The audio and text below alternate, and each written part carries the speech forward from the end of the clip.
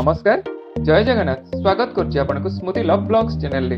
एठारे आपण माने पाई परिबे सबु धरणर ब्लॉग, दैनिक जीवनर छोट छोट अनुभव, आकर्षणीय यात्रार कथा, स्वादिष्ट खाद्यर स्वाद, मजादार फनी ब्लॉग एवं विभिन्न प्रमोशन और एंटरटेनमेंट वीडियो। हेलो हाय नमस्कार मु स्मृति आपन को स्वागत करछि स्मृति लव ब्लॉग्स चैनल को। काली होछि महाशिवरात्रि।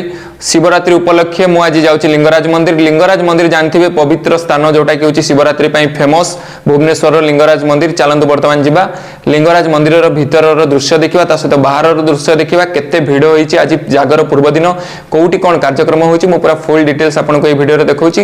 वीडियो को चलंतु स्टार्ट करबे। नमस्कार जय जगन्नाथ मु स्मृति स्वागत करछि आपन को स्मृति लव ब्लॉग्स चैनल को।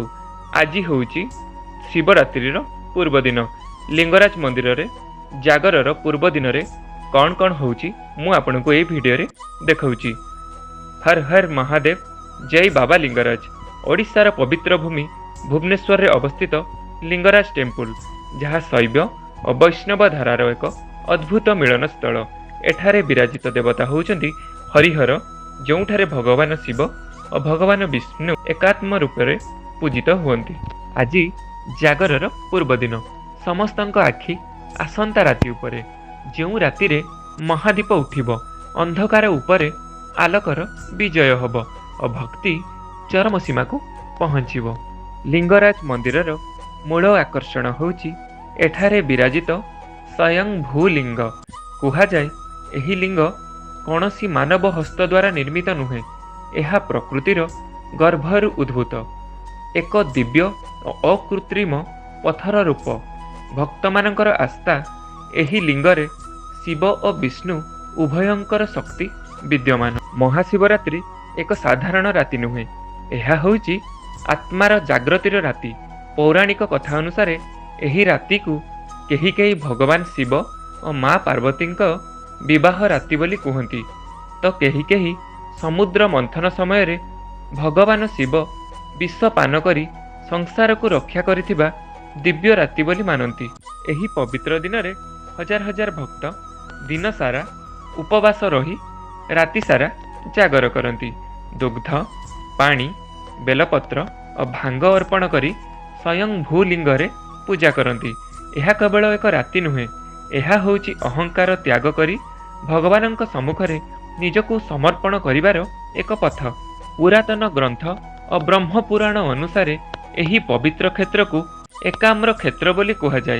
यह शैव धर्मर अत्यंत पवित्र तीर्थस्थल मध्यरु गोटिए। जागर केवल राति जगिबा नुह, जागर होउछि निज मनर अंधकार को दूर करी आत्मा को जागृत करिबा। भक्त मानकर दृढ़ विश्वास, जी श्रद्धार सह महादीप को दर्शन करे से मोक्ष पथरे अग्रसर हुए। जागर पूर्व दिन लिंगराज मंदिरर अलगा अनुभूति। जय बाबा लिंगराज, हर हर महादेव। आज आमे बुलिबा को आसीचु भुवनेश्वर पवित्र धाम लिंगराज टेम्पल को। कारण आज दिनटा साधारण दिन नुहे, आज होउछि जागरर पूर्व दिन। जागरर पूर्व दिन रे लिंगराज मंदिर रे एक अद्भुत शांतिर वातावरण रही थाए। आसंता काली एठी हब लक्ष लक्ष भक्तंक भिड़।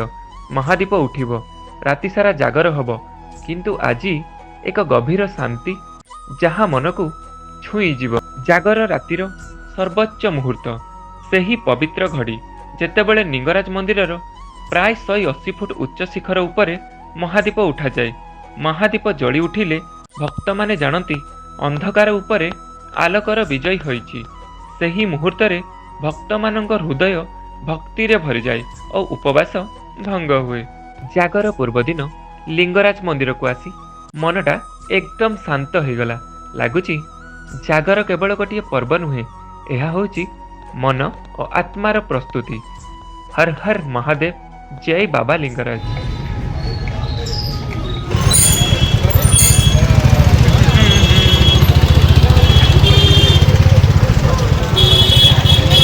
आपण माने तो देखिले लिंगराज मंदिर रो बाहर दृश्य केमती थिला, भीतर दृश्य केमती थिला, केते भक्तंकर भिड़ थिला।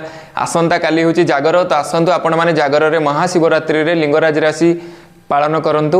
ମହାଶିବରାତ୍ରି ପାଳନ କରିକି ଯୋଉଟା ବି ଆପଣ ରଖିଛନ୍ତି ମନସ୍କାମନା, ଯଦି ଶିବଙ୍କ ପାଖରେ ମନସ୍କାମନା ରଖିବା ପାଇଁ ଚାହୁଁଛନ୍ତି ଆସନ୍ତୁ କାଲି ଲିଙ୍ଗରାଜ ମନ୍ଦିରରେ ଶିବଙ୍କ ଦର୍ଶନ କରନ୍ତୁ। ତା ସହିତ ଆପଣମାନେ ଯଦି ଜଲ୍ଦି ଯାଇକି ଶିବଙ୍କ ଦର୍ଶନ କରିବେ, ଯୋଉଟାକି ହେଉଛି ପ୍ରଥମ ଘର୍ଷଣ ଯୋଉଟା ହେବ ତାଙ୍କର ଶିବରାତ୍ରିର ପ୍ରଥମ ଘର୍ଷଣ ଦର୍ଶନ କରିବା ଭାଗ୍ୟରେ ମିଳେ।